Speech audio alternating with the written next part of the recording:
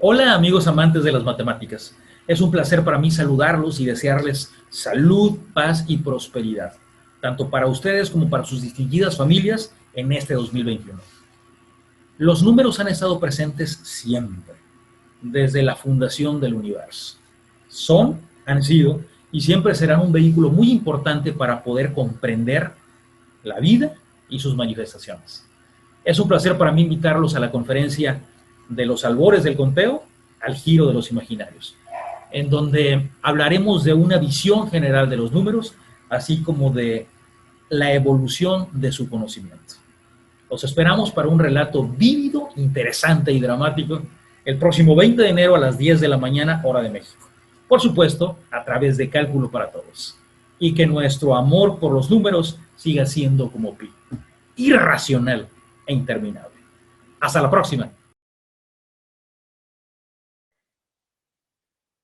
Bienvenidos nuevamente, ya estamos de regreso en este seminario, por supuesto, de matemáticas.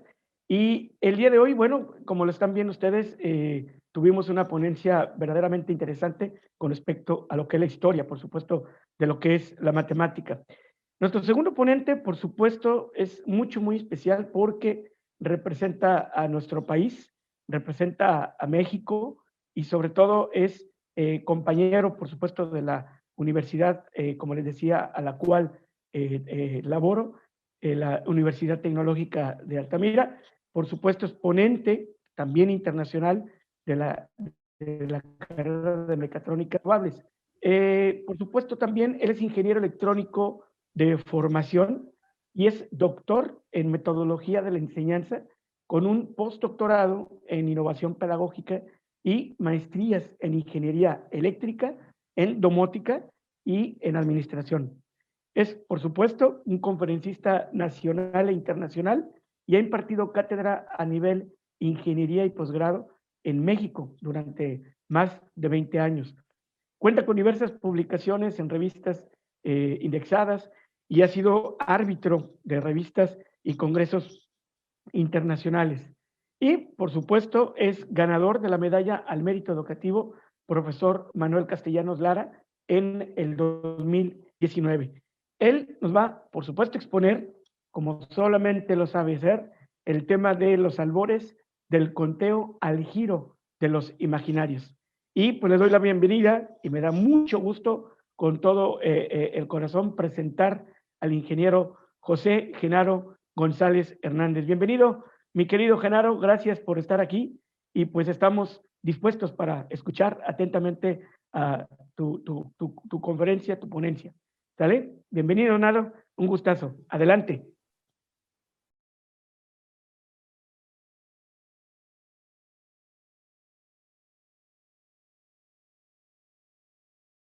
Hola, muy buenos días. Es un placer estar aquí con ustedes este día, este 20 de enero de 2021. Un fuerte abrazo para todos ustedes, para sus familias.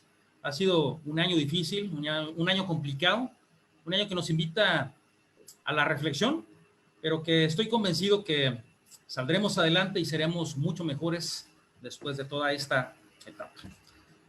Pues bien, déjenme compartir la pantalla.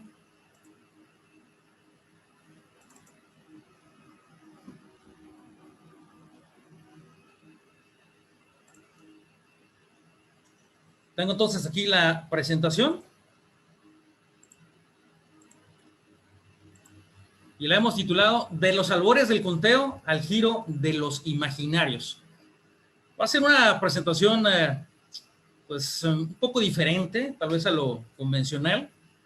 Yo lo que espero es que, dado que la mayoría de los que nos acompañan el día de hoy pues son alumnos, que disfruten de este tránsito, de esta trayectoria que han tenido las matemáticas desde sus orígenes, desde que el hombre comenzó a contar hasta la aparición o la formalidad que se le dio a los imaginarios. Entonces espero que la disfruten, espero que se diviertan y que se deleiten a través de esta historia.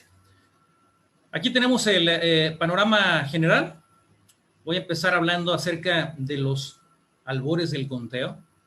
Vamos a torcer el espacio cuatridimensional, el espacio-tiempo, y vamos a asomarnos al pasado, a aquellos orígenes en donde el hombre comenzó a darse cuenta de las cosas que había a su alrededor y tratar de utilizar algunos elementos producto de su raciocinio para poder utilizarlos a su favor.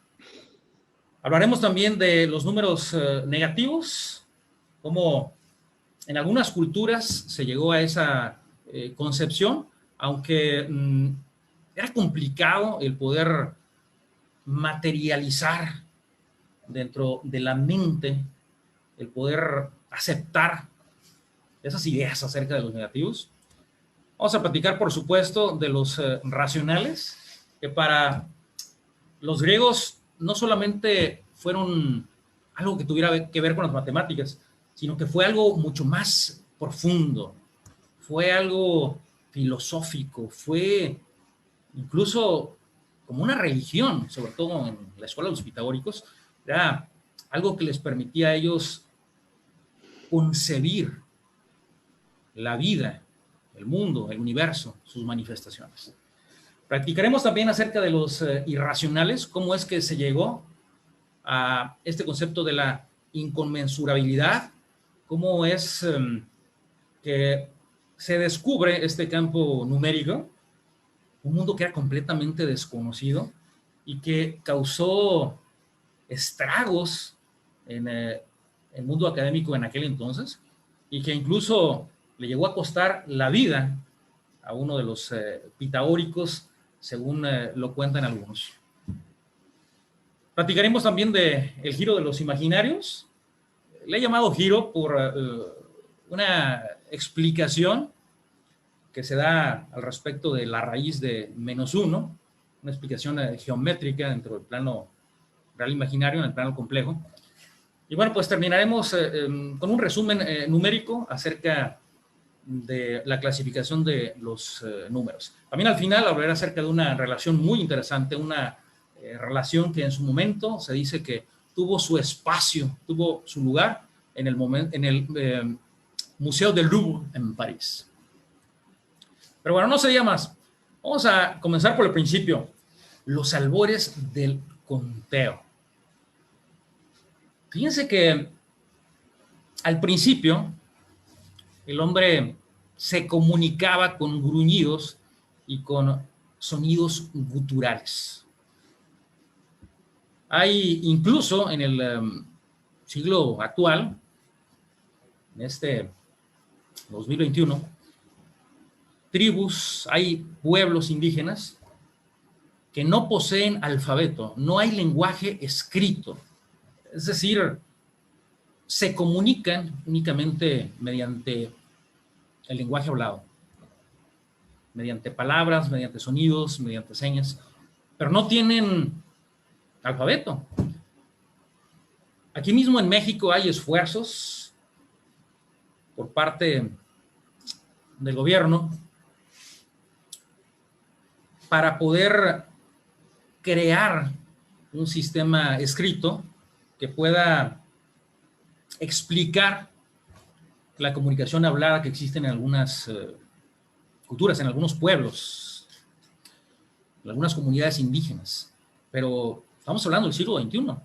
Ahora imagínense en aquel entonces, en los albores del tiempo, cuando el hombre comenzó aquí en la Tierra, solamente existía el lenguaje hablado.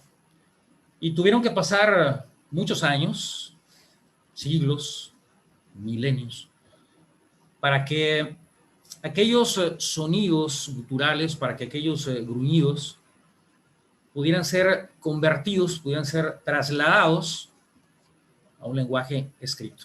Pero antes de que aparecieran los abecedarios, antes de que aparecieran los pictogramas, primero, fíjense que aparecieron símbolos para representar números.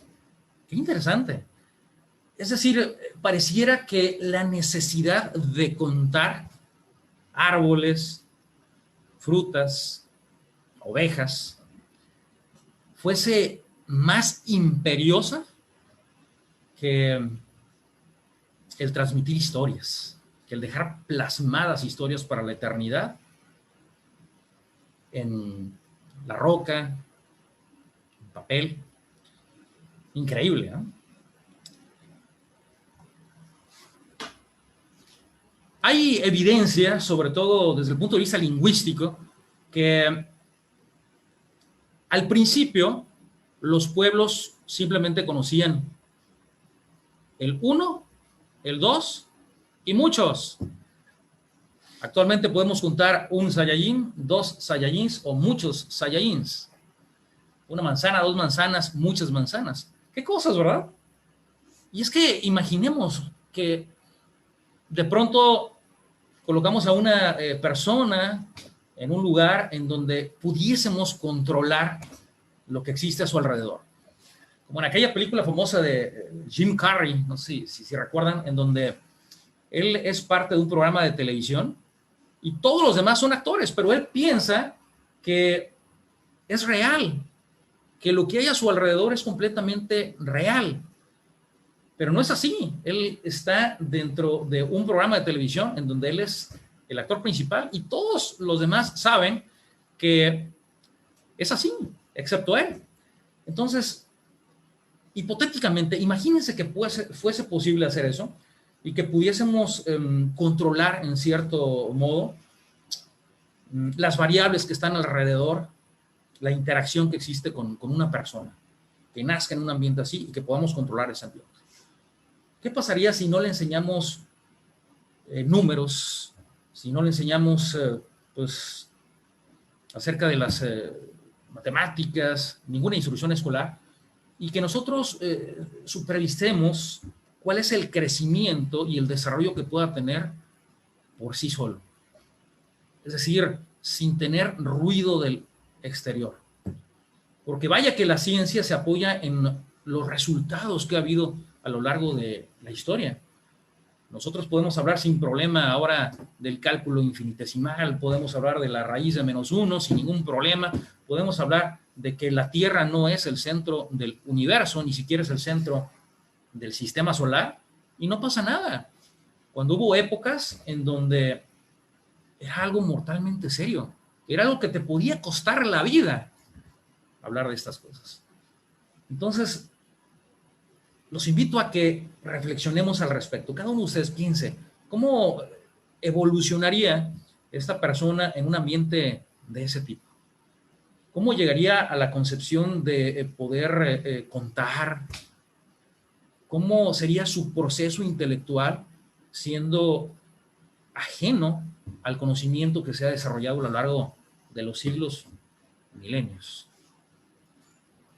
Aquí hay mucho público joven, entonces voy a hacer alusión dentro de la presentación a algunas cosas que seguramente ustedes van a entender. Hay una animación japonesa que les recomiendo que se llama Dr. Stone, en donde este joven genio, después de un proceso de petrificación, aparece más de 3000 años después en el futuro, en un punto en donde la Tierra ya ha sido transformada. Toda la civilización queda petrificada y él despierta después de todo este tiempo, pero el tipo es un genio y entonces tiene en su mente el conocimiento condensado de la humanidad y entonces lo utiliza a su favor para poder crear avances impresionantes a partir de la nada, a partir de una edad de piedra. Entonces es una serie realmente interesante y se la recomiendo. Dr. Stone, que les pueden ver en las plataformas que ustedes ya conocen. Pero bueno, entonces, así era como se encontraba el hombre en aquel entonces. Y lo primero que hicieron fue contar 1, 2 y muchos. Pareciera que los números después de 2 no eran importantes. De hecho, el hombre cuando se hace sedentario, en ese momento hay un parteaguas en la humanidad. Hay eventos que realmente hacen temblar la tierra. Hay eventos en donde decimos, pocas veces la tierra estuvo tan conmocionada.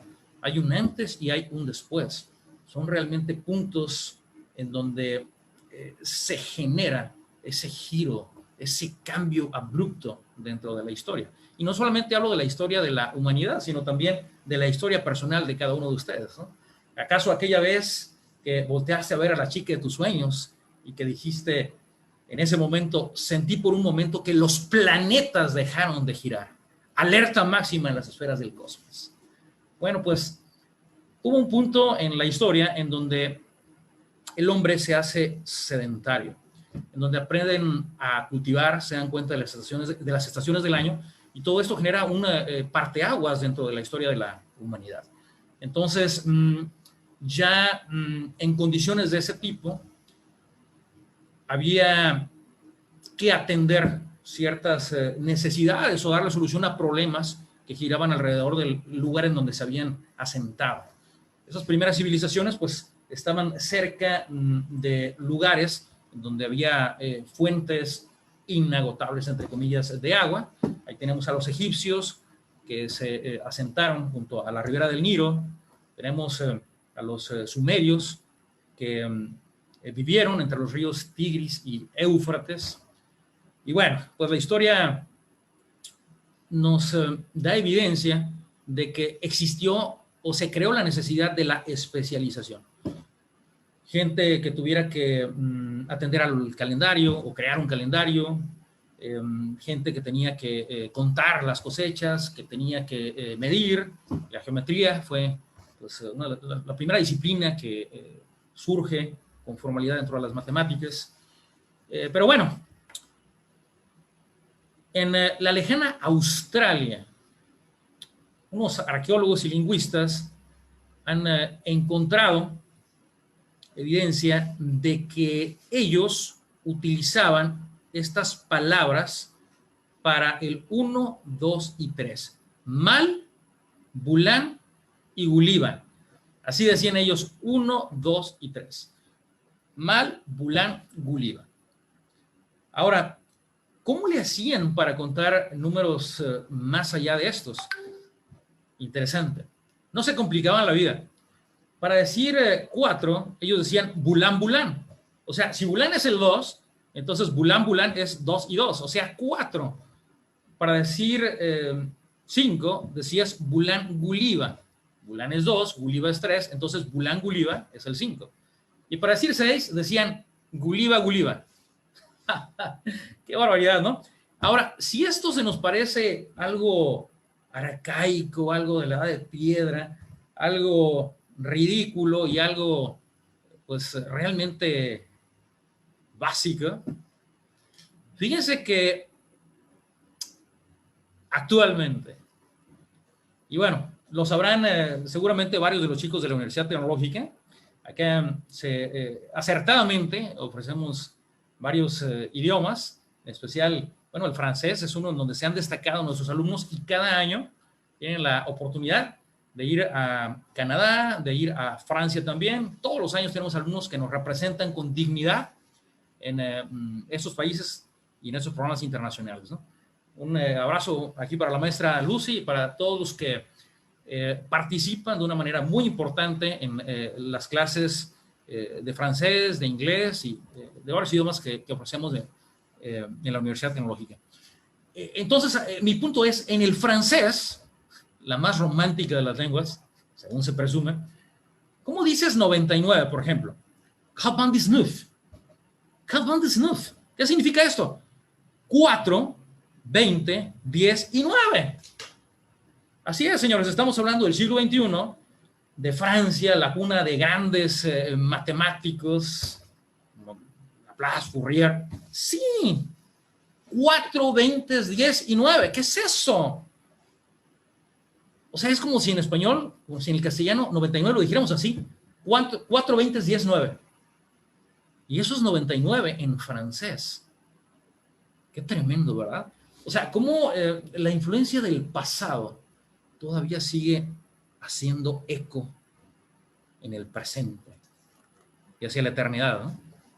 Increíble. Es decir, no hay manera de desvincularse de las huellas del pasado.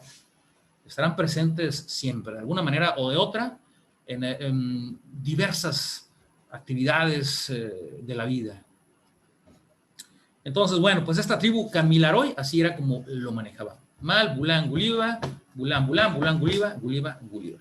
O sea, cuando no hay que contar mucho, parece que con unas cuantas palabras es suficiente. Bueno, antes de que aparecieran las representaciones pictóricas para los números, el hombre se valía de algo que es muy usual ahora y que se utiliza incluso teóricamente en la teoría de los conjuntos. Es algo muy simple que se llama la relación biunívoca. Una relación biunívoca es cuando tú tienes dos conjuntos y para cada elemento de un conjunto le corresponde un elemento del otro conjunto. Entonces, eso lo vemos, por ejemplo, en la notación funcional también. Pero a lo que voy es a lo siguiente. ¿Qué se le ocurrió al hombre primitivo? Bueno, si quiero contar ovejas, si quiero contar manzanas, si quiero contar ovejas, ¿qué hacemos? Bueno, pues se me ocurre utilizar un hueso, una piedra, algún objeto que se encontraban de manera común, de manera cotidiana dentro de su vida. Entonces, imagínate que en la actualidad se te ocurre tomar alguna concha, alguna hoja de un árbol, en el mundo actual alguna pluma. Pero bueno, el caso es que llegaron a esa concepción de la relación biunívoca. Entonces, colocas 3 huesos, por ejemplo, y sabes que cada uno de ellos, incluso sin que exista un nombre para denotarlo, que cada uno de esos elementos corresponde con algo a lo que tú le llamas árboles u ovejas o plátanos o cualquier otra cosa. Por supuesto, las piedras fueron comunes, muy fáciles de encontrar. Algunas culturas utilizaron nudos para hacer estas cuentas. Y bueno, 10 son los dedos que tenemos en la mano. Así que esto tuvo muchísimo que ver para el triunfo que se dio muchos años después acerca del sistema decimal. Entonces, contar por los dedos, como creo que esa es la manera correcta en la que se debe decir, de acuerdo a la Real Academia Española, contar por los dedos, pues es actualmente considerado algo de muy bajo nivel académico, pero en la antigüedad representó un avance increíble. O sea, que a alguien se le haya ocurrido eso. Volviendo al caso que les platicaba al principio de aquel joven que estuviera en una situación controlada desde que nació y que todos los demás fuéramos actores de su vida, pero él sin darse cuenta, va evolucionando en su pensamiento, en la concepción de las ideas, en su raciocinio. Vaya, que pensar es el acto supremo del hombre. Y el día que se le ocurre, oye, voy a utilizar mis dedos para comparar esto con alguna otra entidad del mundo real, le digo, wow, qué maravillosa idea tuviste. Qué increíble, ¿no? Y es que muchas veces se nos ocurren cosas de manera aislada, entre comillas, y les digo porque a mí me ha pasado, sí, se lo digo por experiencia, y a veces se te ocurre algo interesante, te pones a escribir tu artículo, lo mandas a alguna revista internacional, las de JCR son las más importantes del mundo. Hay una compañía que se llama Thomson Reuters y que se encarga de ver las estadísticas de las revistas a nivel internacional. Entonces, hay de revistas a revistas, por supuesto, y las que son del Journal Citation Report son las más citadas del mundo. Hay algunas en donde publican ganadores de premios Nobel, etc. Pero bueno, me ha pasado que a veces se me ocurre algo, escribo el artículo, lo envío a alguna revista de las pesadas, ¿no? Esos de Elsevier, por ejemplo, Cuartil 1 son durísimas. Y pues nada, resulta que lo que yo pensaba que era innovador, pues no lo es. Y te contestan los árbitros expertos en la materia. Mire, ¿sabe qué, doctor? Pues su trabajo es muy bonito, pero ¿qué cree? Ya a fulano se le ocurrió y está publicado aquí en tal revista, por ejemplo, ¿no? Entonces, a veces te enfrentas con ese tipo de situaciones, ¿no? Una cosa es que a ti se te ocurra y otra cosa es quién es el primero en publicarlo. Tal vez tú fuiste el primero al que se le ocurrió, pero alguien te ganó al publicarlo y el otro es el que se lleva el crédito en lugar de ti, ¿no? Pero bueno, muchas culturas pues andaban descalzas, ¿sí? Me atrevo a decir que, bueno, la mayoría. Y entonces, el hecho de que anduvieran descalzos, pues vaya, era por supuesto, mmm, digamos, una condición, o había las condiciones perfectas para que a alguien se le ocurriese que utilizando los dedos de los pies también se podía contar. Entonces, los 10 dedos de las manos más los 10 dedos de los pies, tenemos 20. Así que bienvenido el sistema vigesimal, como lo utilizaron, por ejemplo, los mayas, ¿verdad? Más adelante habrá una conferencia al respecto. ¿Sí? El doctor Marlon va a platicar con profundidad acerca de la numeración maya. Entonces, para que estén al pendiente también de esa plática, de esa conferencia. Pero vaya, partes del cuerpo fueron las que se utilizaron al principio para hacer esa relación bionívoca y para contar. Por ejemplo, si el número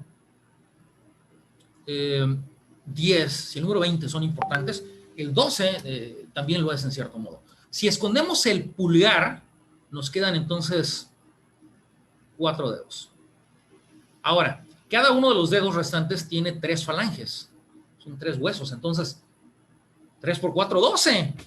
Hay 12 falanges, bienvenido el 12. Un número muy importante dentro de la historia y que actualmente todavía ha trascendido y lo podemos ver en muchas cosas que se manejan en esta época. Las 12 horas que tiene la mitad del día, esos 12 números que aparecen en todos los relojes, los 12 meses del año, los 12 signos del zodiaco. En la Biblia, bueno, pues el número 12 aparece cantidad de veces, ¿no? Los 12 apóstoles, las 12 tribus de Israel. Hay muchísimas referencias al respecto. Cuando a un niño pequeño le preguntamos qué edad tiene, el niño quizás voltee y nos diga, bueno, ni siquiera nos dice el número muchas veces, solamente con su manita, con sus deditos, simboliza el 2, simboliza el 3. Y entonces nosotros sabemos lo que significa. Tal vez el papá, la mamá del niño le dijeron, mira, ¿sabes qué, hijo? Si alguien te pregunta cuántos años tienes, tú vas a poner tus manitas, tus deditos de esta manera, y entonces esta es la cantidad de años que tú tienes. A lo mejor el niño ni siquiera sabe cómo se dice ese número, pero él sabe que cada uno de sus dedos tiene una identidad, que tiene una correspondencia, que tiene una relación bionívoca con algo que se llama años. Él ni idea tiene de que cada uno de sus dedos corresponde con la traslación de la Tierra, con aquellos cientos de miles de kilómetros que recorre la Tierra en un año alrededor del Sol. No tienen ni idea que se trata de esos 365 días con 5 horas y casi 50 minutos. Él no sabe nada de eso. Él no sabe que en el año 1582 se tuvieron que hacer ajustes en el calendario, que de repente un día era 4 de octubre y el siguiente 15, que se perdieron 11 días en el calendario. Eso sí, si del 4 al 15 de octubre desaparecieron varios días, los trabajadores reclamaron su quincena, ¿eh? Yo lo hubiera hecho. No me importa que desaparezcan 11 días del calendario, pero a mí me pagas mi quincena. Entonces, vaya, el niño no sabe las implicaciones que hay entre estos fenómenos, ¿sí? Lo del año con los dedos humanos. Pero bueno, entonces volvemos al punto, o quiero enfatizar el punto de que esa correspondencia bionívoca fue lo que permitió al hombre llevar a cabo ciertas representaciones en un principio. Pues una línea es lo más simple de dibujar, es lo más simple de trazar, así que por eso en varias culturas al principio utilizaban rayas para poder hacer esa correspondencia entre esos trazos y las entidades físicas que querían representar dentro del mundo real. Bueno, seguramente algunos conocen a esta chica. Si hay alguien que sabe usar las manos, esa es Nico Robin. Si no, pregúntele a Frankie, el de One Piece, a ver qué les dice al respecto. Bueno, hablando de las manos y las partes del cuerpo, la evidencia actual, estoy hablando de una tribu actual, no de tribus de hace 2000 años, o 3000 o 4000 años. Hay una tribu que se llama la tribu Sibiger. Entonces, esta tribu vive en la isla de Nueva Guinea, allá en Oceanía. Entonces, hay un libro muy bueno que se los recomiendo, se llama Álgebra en todas partes, del doctor de la Peña. Entonces, el doctor de la Peña, en el primer capítulo de este libro, él habla acerca de la tribu Sibiger. Dice que es una tribu que ha estado pues, prácticamente aislada del mundo y que ellos, de una manera muy ingeniosa, se les ocurrió utilizar partes de su cuerpo para contar. Entonces, cuando con nuestra mano derecha apuntamos a cada uno de los dedos de la mano izquierda, contamos del 1 al 5. Después de eso, si apuntamos a la muñeca, tenemos el 6. El antebrazo, el codo, el bíceps y el hombro corresponden 6, 7, 8, 9 y 10. Pasamos por la clavícula, la oreja y el ojo para llegar hasta el número 13. Finalmente, si nos apuntamos a la nariz, sería el 14. Si repetimos el procedimiento, pero ahora del otro lado, es decir, que con la mano izquierda apuntemos una reflexión tipo espejo a las mismas partes del cuerpo, pero del lado derecho, entonces contaremos los números restantes desde el 15 hasta el 27. O sea, hay 13 de un lado, 13 del otro, y en medio está el número adicional. Del 1 al 13, luego el 14 y del 15 al 27. Entonces, qué ingenio, ¿verdad? ¿Cómo es que se les ocurrió? Volviendo otra vez al caso de nuestro experimento, ¿qué pudo haber pensado aquel niño crecido en ese ambiente controlado? ¿Se le pudo haber ocurrido una cosa por el estilo? Puede ser.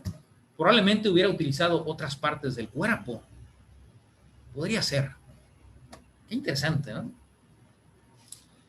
Cómo los procesos analíticos traspasan nuestro ser, nuestro entendimiento, la forma en la que procesamos la información, en la que tratamos de darle explicación a los distintos fenómenos que hay a nuestro alrededor. De hecho, la curiosidad humana es lo que ha permitido que lleguemos tan lejos.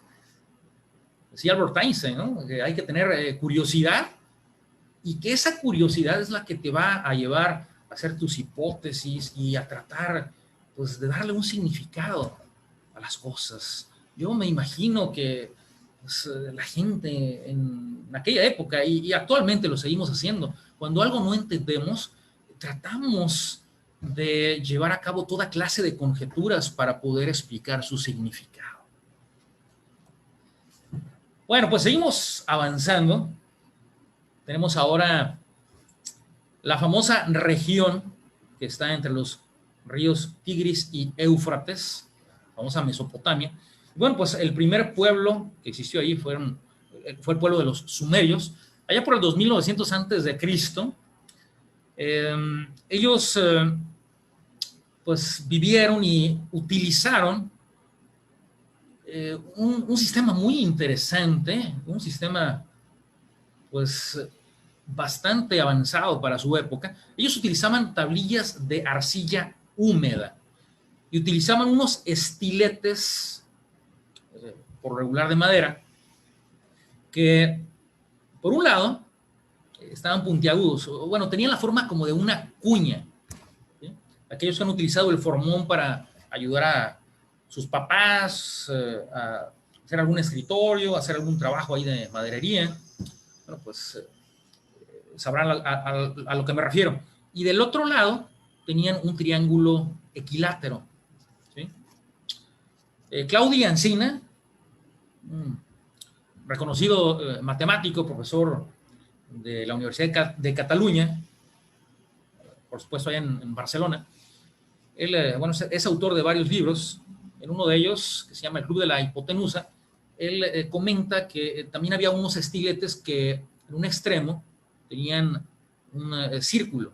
Entonces, combinando estos elementos, combinando estos extremos de los estiletes, se podían hacer unos 600 símbolos de uso común.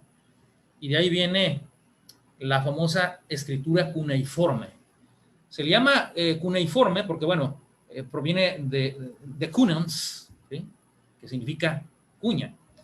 Entonces, pues ellos vivieron en esta región, entre los ríos Tigris y Éufrates. Por cierto que el Éufrates es uno de los 4 libros mencionados en aquel famoso relato del Huerto del Edén, en el libro 2 del Génesis, junto con el Pisón, Gijón, Hidekel y Éufrates. Entonces, una región con un significado histórico muy profundo y teológico también. Se han rescatado muchas de las tablillas de arcilla de los sumerios. Algunas otras se perdieron durante algunos incendios, pero se han rescatado bastantes y, bueno, pues se descifró hace mucho tiempo la forma en la que se utilizan los símbolos que fueron heredados después, por supuesto, por los babilonios. Bueno, vamos a platicar de los primeros sistemas de numeración, ya un poco más formales. Lo primero que se le ocurrió al hombre, ya cuando utilizaron símbolos para representar los números, fueron sistemas aditivos. ¿A qué nos referimos con sistemas aditivos? Bueno, pues de una manera muy simple, cada símbolo representa una cantidad. Y entonces, cuando ponemos más símbolos de ese tipo, lo que hacemos es simplemente sumar el valor que tiene cada uno de ellos. Por ejemplo, aquí tenemos pues, para el 1 lo que es pues un hueso vertical. Aquí lo que es la huella o la marca que deja un talón es el número 10. Una cuerda, ahí en espiral, ahí medio enrollada, representada para ellos el número 100. Una flor, en Egipto, correspondía al número 1000. Un dedo, y apuntando, representaba el número 10,000. Un pez, aunque bueno, hay algunos que defienden que también se utilizaba una rana, pero un pez representaba el 100,000. Y algo bien curioso, que todavía lo utilizamos en la actualidad, podría decirse de alguna manera, un hombre de rodillas con los brazos extendidos al cielo. Eso representa 1,000,000. Parece que todavía le rendimos un culto al millón, ¿verdad? Como si todavía nos pusiéramos de rodillas y extendiéramos las manos. Y es que, bueno, pues es una cantidad bastante grande. México, por ejemplo, 1,000,000 de pesos, no que te lo ganes, sino que lo ahorres, que lo tengas ahí disponible, porque a lo que ganas hay que quitarle los gastos, ¿verdad? Entonces ahí cuando junten 1,000,000 me avisan, ¿sí? Es algo que estadísticamente hablando no es tan fácil de conseguir, ¿no? Aquí tenemos gente, bueno, de Guatemala. Hablar de 1,000,000 de quetzales, bueno, también es un montón de dinero. Hablar de 1,000,000 en muchas monedas, ¿no? 1,000,000 de dólares, por ejemplo, 1,000,000 de francos suizos, 1,000,000 de euros, ¿sí? 1,000,000 de soles peruanos. También un saludo por la gente de Perú. Entonces estamos hablando de una cantidad bastante grande. Bueno, aquí tengo unos ejemplos acerca de las representaciones simbólicas y su correspondiente valor en el sistema decimal. Si ponemos 3 flores, pues si cada una vale 1,000, entonces 1,000 más 1,000 más 1,000, en total tenemos 3,000. Bastante obvio, bastante sencillo, ¿verdad? En el siguiente ejemplo, bueno, pues tenemos ahí a 2 cuerdas enrolladas, cada una vale 100, entonces ahí llevamos 200. Luego la figura de 3 talones, cada una vale 10, ahí son 30. Y después tenemos 4 huesos ahí verticales, planos lisos, y eso corresponde a un 5. Entonces, si sumamos, pues tenemos 200, perdón, tenemos, sí, 200 más 30 más 5, 235. Y bueno, en el último, pues tenemos una figura de cada elemento, entonces al sumarlas todas, pues ahí tenemos la cantidad, ¿de acuerdo? Entonces, algo bastante interesante, pero súper simple. Ahora, ¿cuál era el problema con todo esto? Imagínate, si tú quisieras representar, por ejemplo, el número 9.999.999, entonces tienes que poner 9 símbolos en cada posición decimal. Entonces, es una locura, ¿verdad? Es una auténtica locura. 9 por 7, 63 símbolos utilizaríamos. Entonces, el sistema siguió evolucionando. Los sistemas numéricos llegaron a un punto superior dentro de la historia. Por ejemplo, en el caso de el pueblo de Babilonia, con la escritura cuneiforme, ellos utilizaban símbolos, pues hechos con la cuña, como les mencionaba, para representar los números. Pero se trata de un sistema aditivo posicional. O sea, ya hay un salto bastante importante dentro de la historia. Por ejemplo, este primer símbolo, que se asemeja como una especie de copa, representa el número 1. Si pones 2, pues es el 2. Si juntas a 5 de ellos, pues representas el 5. Si juntas a 9 de ellos, representas el 9. Ahora, el siguiente símbolo, ¿sí?, que parece una especie de menor que, ahí con un pequeño arco que podría simbolizar como un ángulo, ¿sí? Digo, actualmente así pues lo podemos comparar. Entonces, este símbolo representa el número 10. Ahora, si pones a ese símbolo junto con el primero, representa el 11, etcétera. Hasta aquí no vemos realmente ningún avance, ninguna diferencia significativa con respecto al sistema egipcio, al sistema aditivo. Sin embargo,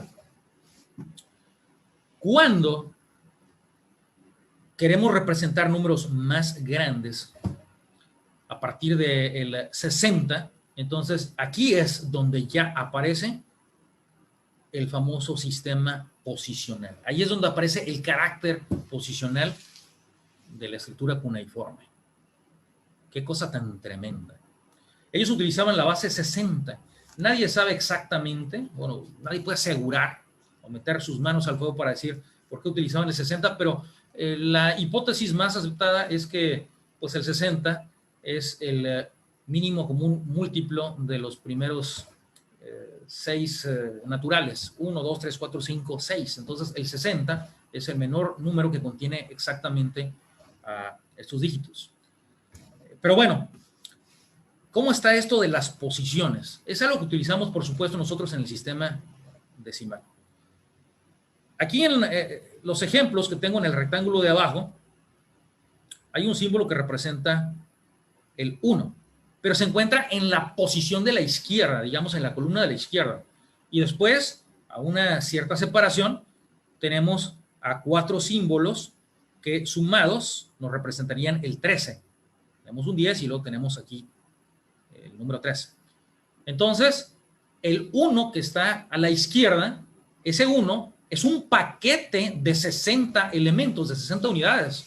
Entonces tenemos 1 por 60 más 13 por 1 y eso da 73. Interesante, ¿verdad? En el siguiente ejemplo, tenemos nosotros al 12, tenemos el número 12 en la columna de la izquierda, y después en la de la derecha tenemos un 20. 12 por 60 más 20 por 1, eso nos da 740. En el siguiente ejemplo tenemos el 32, 10 más 10 más 10 son 30, luego tenemos un 2, son 32, y del lado derecho tenemos un 10 y luego tenemos un 4, 10 más 4 son 14. Entonces 32 por 60 más 14 por 1 nos da 1934. Y en el último ejemplo tenemos un 2 que se multiplica por 60 y después tenemos el número 20 que se multiplica. Perdón, ¿saben qué? Aquí, no, sí es cierto, sí. Son 3 elementos, aquí son 3 columnas. Sí, se me había perdido aquí de la pantalla el último, pero aquí están 3 posiciones. Entonces, primero tenemos un 2 y sería por 60 al cuadrado, o sea, 2 por 60 por 60. Después tenemos un 20 que va por 60, está en la columna del medio. Y luego aquí a la derecha tenemos el 11 y ese se multiplica por 1. Entonces, haciendo las operaciones tenemos el 8411. Y bueno, pues podemos tener también más columnas, por supuesto, con las distintas potencias de 60. ¿Sí? 60 a la 0, 60 a la 1, 60 al cuadrado, 60 al cubo, 60 a la cuarta, etc. Entonces, esto presupone un grado de raciocinio bastante alto, una destilación de miles de horas de pensamiento para poder llegar a esto. Bueno, voy a platicar levemente de la numeración maya. Por supuesto que el experto en el tema es el doctor Marlon Jiménez, quien va a hablar al respecto de la numeración maya, y creo que por ahí con algún material interactivo. Pero bueno, el sistema maya también era un sistema posicional. Entonces, para el 0 utilizaban este símbolo que parece como una especie de concha. El doctor Ian Stewart, en uno de sus libros que se llama Baúl de Tesoros Matemáticos, él tiene la hipótesis de que podría tratarse de un puño, pero bueno, entonces digamos que es una concha, así lo manejan muchos en la literatura. Bueno, representa el 0. Por cierto que la doctora Paola Donoso va a hablar acerca de este número tan especial, un número diferente a todos, entonces los invitamos para que no falten a la conferencia de la doctora Paola Donoso. Y bueno, pues tenemos aquí puntitos que representan del 1 al 4. Para el 5 tenemos una raya y un punto es el 6. Para el 10 son 2 rayas, para el 15 son 3 rayas, para el 19 son 3 rayas y 4 puntos. Hasta aquí es un sistema aditivo también, bueno, con ciertas reglas en cuanto al acomodo de los elementos. ¿Okay? Las rayas, por ejemplo, aquí pues se colocan abajo y arriba se van colocando los puntos. Pero, ¿cómo es esto del sistema posicional maya? Ellos utilizaban el sistema de base 20, el vigesimal. Aquí tenemos una columna en donde hay 3 filas. Entonces, la fila de abajo es la menos significativa. Aquí tenemos el número 17, son 3 rayas y 2 puntos, es el 17, por 1, 17. Luego, en la siguiente posición hacia arriba, la siguiente fila ascendente, tenemos el número 7, es una raya con 2 puntos, pero ese 7 se multiplica por 20. Y luego en la parte que está más arriba, en la fila superior, tenemos el número 4. Y este 4 implica 20 paquetes de 20 cada uno. Entonces es 4 por 400, 4 por 20 al cuadrado. Y entonces, sumando esos elementos, el resultado es 1757. ¿Qué tal, Perdón, en el caso de arriba, en el caso de arriba tenemos 4 puntos y aquí es 4 por 20 por 20, es 1600. En la del medio es 7 por 20 más 140, son 1757. Y en el caso de abajo es 17 por 1, 17. ¿Sí? Perdón, corrijo entonces. En la parte de arriba nada más son estos 4 puntos, que sería el 1600, 4 por 20 por 20. En la siguiente línea, 7 por 20, 140. En la de abajo, 17 por 1, 17. Sumando los elementos de las posiciones, tenemos 1757. Ahora, podemos incrementar, obviamente, la cantidad de elementos, la cantidad de filas. Podríamos tener 4, 5, 20, 10 filas. Y desde abajo hacia arriba, bueno, estaríamos con 20 a la 0, 20 a la 1, 20 al cuadrado, 20 al cubo, 20 a la cuarta, 20 a la quinta, etcétera, etcétera, etcétera. Y utilizando esta lógica es como podemos determinar los números que se utilizan en esta representación de los mayas. ¿Okay? Bueno, ahora hablemos acerca de otro sistema, es un sistema aditivo-sustractivo, es el sistema romano. Los romanos no eran muy buenos matemáticos, eran muy buenos para la guerra, eran muy destacados con respecto a la arquitectura, por ejemplo, a la literatura, pero como matemáticos no eran muy buenos. Y fíjense, el sistema que utilizan ellos es un sistema aditivo-sustractivo. Es un sistema bastante complicado y tiene sus reglas. por ejemplo, aquí tenemos distintos símbolos para representar a los números, ¿no?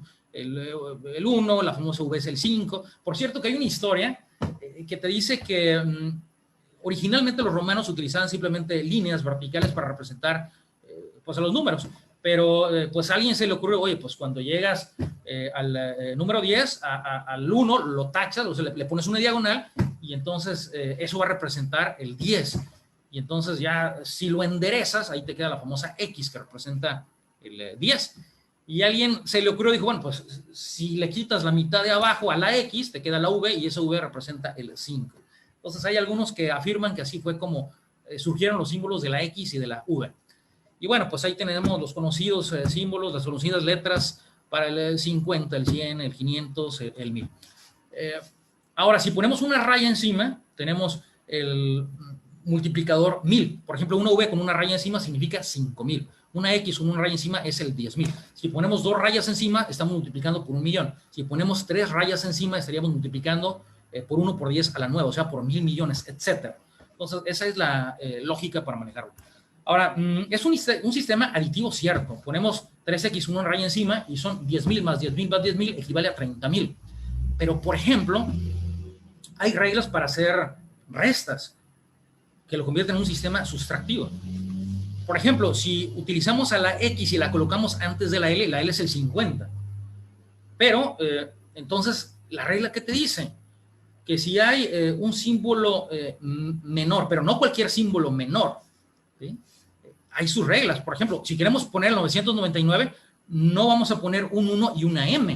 Tú dirías, bueno, el 1 es inferior a la M, entonces 1000 menos 1 sería 999, pero no. O sea, hay reglas, ¿sí? Puedes poner un 1 antes de un 5, de una V o de una X, pero no lo puedes poner antes de una C o de una M.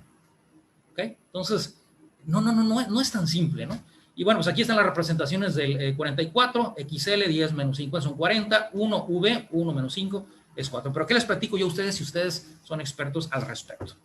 Pero ahora, yo los invito a que hagan este ejercicio. Imagínense que estamos en aquella época. Hacemos un viaje en la cápsula del tiempo, la máquina del tiempo de Trunks. Y en aquella época nos piden, oye, ¿sabes qué? Haz esta operación. Multiplica 44 por 999 en romano, con números romanos. Válgame. Qué barbaridad, qué tremendo. Qué problemón, ¿verdad? Qué problemón. No es nada simple. Es verdaderamente complicado. Por eso pues, había gente especializada que se dedicaba a eso en aquella época. Pero es bastante complicado. Bueno, sigue girando la esfera del tiempo y nos ubicamos en la India. Una de las contribuciones más grandes que ha hecho el pueblo de la India ha sido la creación del sistema decimal, un sistema posicional que utilizamos pues en la actualidad y que ha sido responsable de los avances enormes que hemos tenido en la ciencia, la tecnología, en el mundo de las matemáticas. ¡Qué barbaridad! El sistema decimal, ¿cómo nos ha ahorrado trabajo? Yo estoy convencido de que gracias al sistema decimal es que la historia, después de siglos de silencio, tiene un salto definitivo, un salto realmente importante para continuar avanzando hasta el infinito y más allá, ¿no? Como decía Buzz Lightyear, ¿no? Y bueno, pues como el doctor Steven hablaba al respecto, ¿no? Del infinito. Bueno, pues de la India llegó este sistema Arabia, luego ustedes que saben de historia saben que los árabes ingresaron por la fuerza a España, ahí por la ciudad de Córdoba, y bueno, pues tuvieron oprimida a España durante prácticamente 8 siglos, una cosa terrible, ¿no? Allá en 1492, un año glorioso para España, no solamente porque Colón descubre América, sino también porque expulsan pues, los últimos árabes que había ahí en su territorio, y también constituyen pues, a España como tal. Entonces se unifican los reinos, los 4 reinos que tenían ahí en España, ¿no? Castilla, Aragón, etcétera. Entonces representa un año de suma importancia en España. Pero bueno, entonces ya de España después se transita a Europa este sistema. Ahora, ¿cómo es esto de los sistemas posicionales en general? Bueno, yo aquí escribí esto. Imagínense que tenemos este número en base n. Este subíndice representa la base. Alfa, beta, gamma, delta, n. Entonces, ¿esto qué significa? ¿Esto qué significado tiene? Bueno, delta, que es el símbolo que está más a la derecha, en este caso pues, representa un número que se puede escribir, por supuesto, dentro de la base de numeración, ¿sí? Es un entero menor que n. Está en la posición menos significativa. Entonces, si la base es n, esto sería delta por n a la 0. O sea, la contribución de delta a el número en su totalidad es delta por n a la 0. Luego, gamma se multiplica por n a la 1. Tenemos a beta que va por n cuadrada y tenemos a alfa que se multiplica por n al cubo. Entonces, de esta manera es como se procede en un ejemplo como este. ¿Ok? Ahora, este número, 132 en base 4, ¿cómo quedaría representado, por ejemplo? Bueno, pues tenemos 3 posiciones. La menos significativa es el 2, este va por 4 a la 0, la otra va por 4 a la 1 y la de la izquierda del 1 va por 4 al cuadrado. Entonces, haciendo las operaciones, nos queda 16 más 12 más 2, son 30. Ahora bien, esto representado con bolitas y palitos, como dicen, de una manera visual, ¿qué es? ¿Cómo es que se materializa? Bueno, primero tenemos 2 elementos completamente aislados. Eso es lo que representa el 2 que vemos a la derecha, en la posición menos significativa. Después tenemos 3 paquetes de 4 elementos. Entonces, cuando juntamos 4 elementos en la primera posición, ya no se pueden colocar ahí. Tiene que pasar a la posición siguiente y formar a un nuevo paquete. Entonces, esa entidad representa a 4 elementos del anterior. Y cuando juntamos a 4 paquetes de esa segunda posición, a 4 paquetes de 4, entonces ya tenemos un paquete que está en la siguiente posición, en la tercera posición de derecha a izquierda. Entonces, aquí a la izquierda tenemos un paquete de 4 paquetes de 4 elementos cada uno, que representa el 16. Luego, en la siguiente posición tenemos 3 paquetes de 4 elementos cada uno, que representa el 12. Y a la derecha tenemos 2 elementos que representan simplemente un 2. Al sumarlos todos queda el 30. Y bueno, pues esa es la lógica para los distintos sistemas de numeración que utilizamos. Aquellos que manejan sistemas digitales, bueno, pues sabrán. Estamos platicando acerca de las bases de numeración. Les decía cómo hay varios sistemas de numeración. En este caso tenemos uno de base 4, de base 2 y de base 16. Y cómo es la lógica para poder llevar a cabo la transformación. También les había comentado un poco antes de que se fuera la transmisión que hay algunos softwares que permiten llevar a cabo esas transformaciones. Algunos de mis alumnos se los he compartido. Por ejemplo, en este software se llama Converter. Converter es gratuito completamente. Y bueno, yo aquí escogí de base 10 a base 16, puse el 4074 y me hizo la transformación a base 16. Dice fea. No sé, quizá alguna chica está enojada con alguna compañera, con alguna amiga, tal vez porque le bajó el galán, aquel que le quitaba el sueño. Y bueno, en hexadecimal, fea equivale al 4074 en base 10. Entonces, tal vez quieres decirle en código una cosa como estas y le puedes decir, eres una 4074, ¿no? O, oye, tú 4074, ¿no? Así que, bueno, con este software podemos hacer la transformación.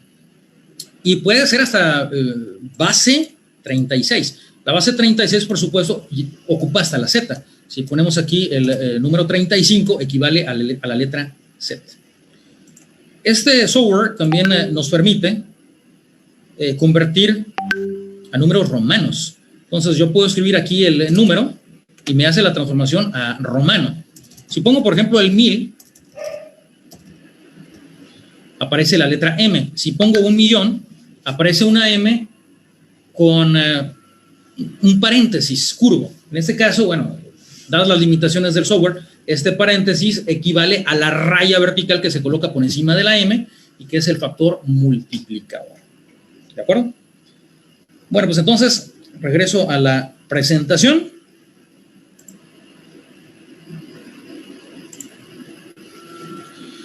Y bueno, vamos a platicar ahora de los negativos. Hay una conocida frase que dice que Dios creó a los naturales y todo lo demás es invención del hombre. Y es que hablar de los negativos, ¿cómo te imaginas menos 2 vacas o menos 3 tlacuaches? ¿Cómo te los imaginas? Digo, una cosa es que haya 1, 2, 3 tlacuaches, otra es que no haya ninguno, otra es que tengas a 3 tlacuaches muertos, sin vida, inertes, pero menos 3 tlacuaches, menos 2 vacas, ¿cómo te lo imaginas? O sea, digo, nosotros quizá no tengamos problemas por la educación formal que hemos tenido, pero ¿qué pasa o qué sucedió con el hombre primitivo? O sea, ¿cómo llegaron a esa idea? Lo cierto es que la concepción de la operación de la resta, bueno, esa sí se conocía, no tanto que el signo le perteneciera realmente al número, sino que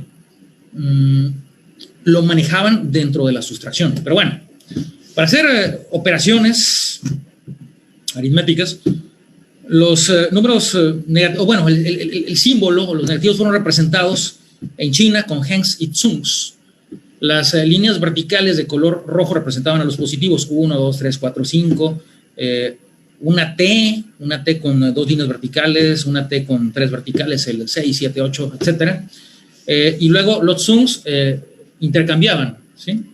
Entonces, aquí se manejaba de manera diferente, ¿sí? Entonces, a veces utilizabas, por ejemplo, unidades y decenas con Hens y luego te cambiabas a millares y decenas de millar con Zungs, etc. Y también utilizaban esos mismos símbolos, pero de color negro para representar a los negativos, entre comillas. Aunque realmente la abstracción o la conceptualización no llegó hasta mucho tiempo después. En su momento, bueno, se les llamaba números deudos, números absurdos, números débitos. Fíjense que Gerolamo Cardano, él consideraba que estos números eran falsos, así les llamaba, números falsos. Luego en su Ars Magna dedica muchísimo tiempo a su estudio. John Wallis, en su libro de Aritmética del Infinito, hace una, entre comillas, demostración de la imposibilidad de su existencia, porque él decía, bueno, tienen que ser mayores que infinito y menores que cero. O sea, era muy complicado en su momento llegar a una conceptualización al respecto. Y el más famoso matemático suizo de todos los tiempos, Leonhard Euler, ¿sí? En su libro Annotation sur Algebra, él es el primero que, digamos, le proporciona, le concede un estatuto legal a estos números negativos, ¿sí? Ahora, una cosa bien curiosa, la primera vez que aparece este símbolo es en un escrito de Johannes Wiedemann, ¿sí?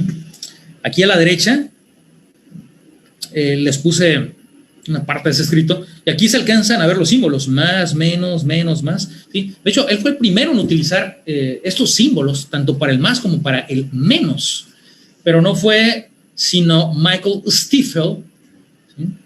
El alemán, que se encargó de hacerlos famosos, de darles propaganda, de darlos a conocer. Así pasa a veces en la vida. ¿Cristóbal Colón descubrió América? Pues realmente no.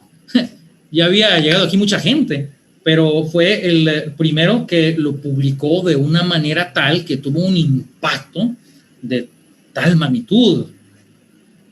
Así que así es como ocurre muchas veces en la vida. Es más, en este momento yo les podría decir que yo no lo he escuchado en ningún lugar, nunca he leído al respecto, pero les voy a decir una frase que yo considero mía. Después de una destilación de miles de horas de pensamiento, yo les puedo decir que para mí la grandeza de un hombre es la cristalización de la suma de sus virtudes. Y bueno, pues aquí lo dijimos ante este foro internacional. ¿Lo habrá dicho alguien antes que de mí? No lo sé. Pero bueno, aquí lo estamos diciendo y publicando a varios países de Latinoamérica. Bueno, el papiro de Rhind, un papiro muy famoso. Rhind era un arqueólogo escocés que compró este papiro que data como del siglo XVI a.C., pero que fue escrito por el escriba Ames. Contiene 87 problemas y dentro de esos problemas pues aparecen algunos donde se manejan fracciones, famosos quebrados.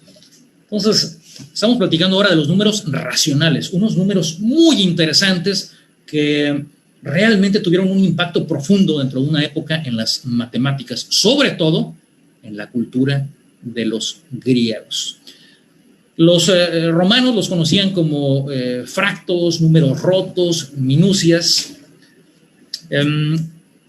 El traductor Juan de la Luna se encargó de utilizar la palabra fractio al hacer la traducción del libro de aritmética de Al-Khwarizmi, en donde él utilizaba la palabra al-kasr para referirse a las fracciones. Entonces, pues debemos a esa traducción de Juan de Luna que utilicemos la palabra fracciones de fractio, que fue la que él manejó cuando hizo la traducción.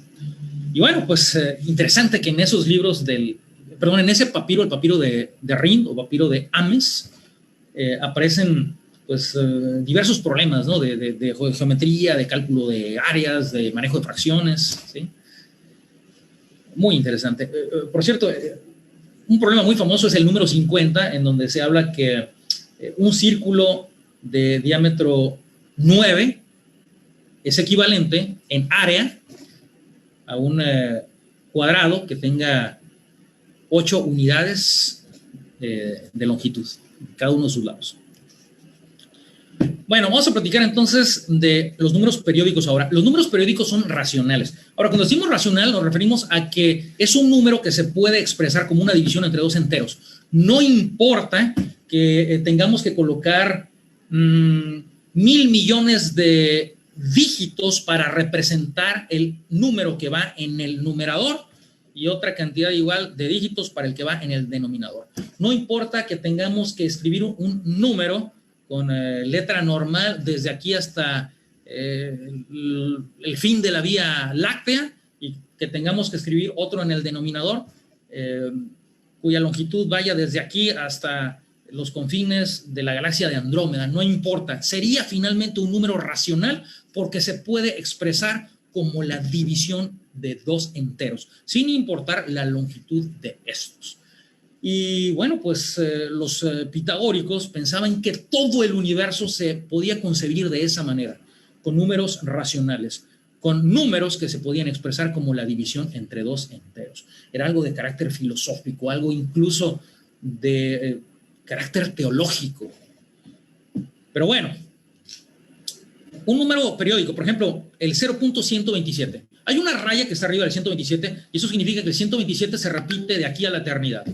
O sea, 0.127, 127, 127. Imagínate que te agarras a escribir en el escritorio de tu casa y te vas a las demás mesas y escribes en las paredes y en el suelo y te vas a escribir a la calle que hay en tu colonia y escribes en los árboles y en cualquier superficie en donde se pueda y se te termina el espacio que hay en el planeta Tierra, te terminas todos los cuadernos, hojas que hay, no importa, hay más espacio para que sigas escribiendo ese 127 entre la Tierra y Marte y los demás planetas, y si te acaba el espacio de la Vía Láctea, del sistema solar, te vas a la Vía Láctea o te vas a Grupo Local, que es un conjunto de galaxias, o te vas a miles de millones de años luz y hay suficiente espacio para que sigas escribiendo 127 y aún así no vas a terminar.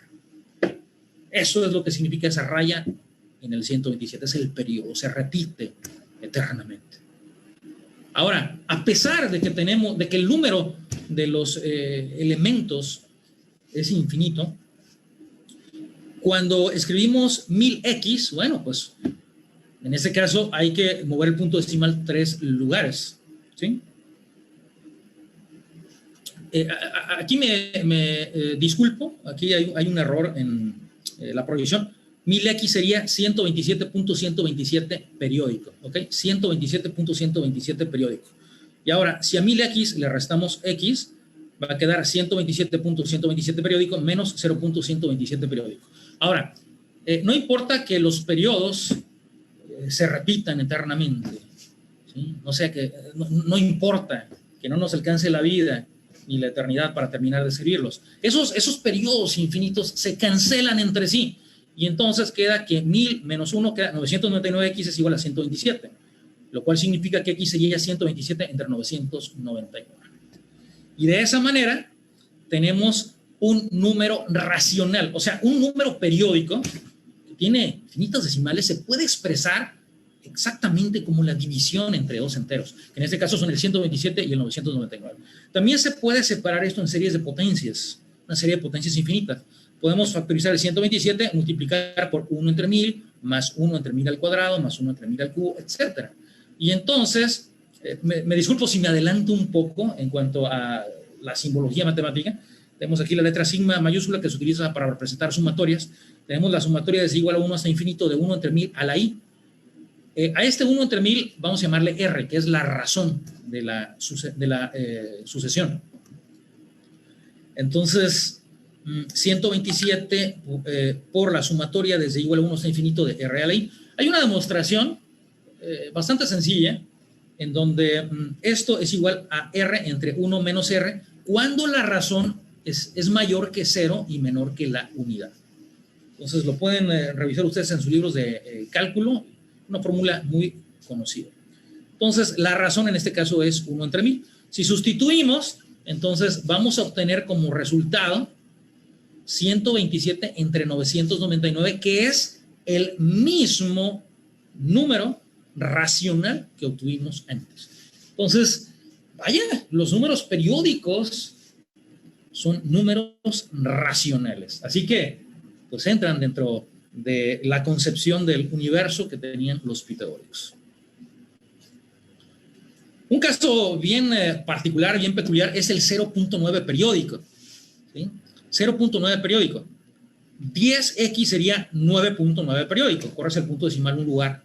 ¿Okay? Entonces, 10x menos x te queda 9x. Y 9.9 periódico menos 0.9 periódico, otra vez, se cancela la eternidad de los 0.9 periódicos. Te queda 9. Entonces resulta que x es igual a 9 novenos y esto es igual a 1. Si se hace la demostración con series de potencias, también llegamos a lo mismo. Va a quedar aquí un 9 por un décimo, más un décimo al cuadrado, más un décimo al cubo. Entonces, 9 por la razón entre 1 menos la razón es un décimo, y haciendo las operaciones y simplificando, llegamos a 1. Entonces, 0.9 periódico es exactamente 1. Son sinónimos, son expresiones equivalentes. Así que la próxima vez que vayas a la cafetería de la escuela, después de la pandemia, ¿verdad?, declaramos que vamos a regresar mucho mejor y más fuertes. La próxima vez que vayas a la cafetería de tu escuela, en lugar de pedir una torta de la barda, muy famosa por acá en Tampico Madero, bueno, pues le puedes decir a la cafetería, por favor, deme 0.9 periódico tortas de la barda. 0.9 periódico, pues es 1. Si pides 1.9 periódico tortas de la barda, pues estás pidiendo 2 tortas de la barda en realidad, ¿no? Y así sirve que practicas un poco tu lenguaje matemático y también ilustras un poco más en su cultura matemática el encargado de la cafetería. Bueno, los irracionales. ¡Uf! Qué cosa tan tremenda esto de los irracionales. A lo largo de la historia siempre ha habido mentes inalterables y formas de pensamiento inquebrantables. Los espíritus selectos han penetrado en la armonía de la historia, preparando con su mensaje de virtud y de verdad el advenimiento del hombre del porvenir mediante el desenvolvimiento de las facultades superiores del alma. Ha habido gente que ha estado dispuesta a dar su vida por sus más profundos ideales y que también han estado dispuestos a dar la vida por las más nobles causas. Pero bueno, el caso de Hippasus de Metapontum fue un caso especial. Hay algunos que dicen que le costó la vida el hablar acerca de los irracionales. ¿Qué es esto? Él era alumno de la escuela pitagórica, entonces todo comenzó con el cuadrado. Tienes la diagonal del cuadrado y él demostró la inconmensurabilidad entre la diagonal del cuadrado y sus lados. O sea, si tú divides a la diagonal en un número entero de partes, no importa que sean 1.000.000, 100 millones, 1.000 millones. Bueno, esa pequeña parte en la que la dividiste, si la tratas de colocar en los lados, no va a caber en un número entero de veces. No cabe en un número entero de veces. Te va a quedar una fracción. Entonces, fue algo tremendo. Imaginemos esto.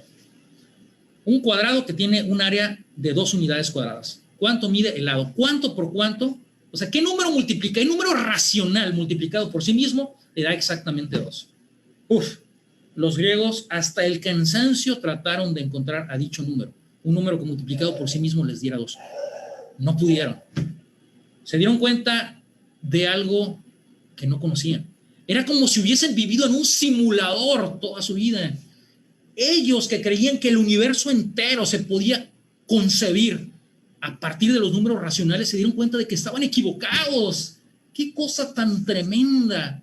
Cuando tus ideas, cuando tus cimientos, cuando los fundamentos intelectuales que tienes se desmoronan ante la realidad.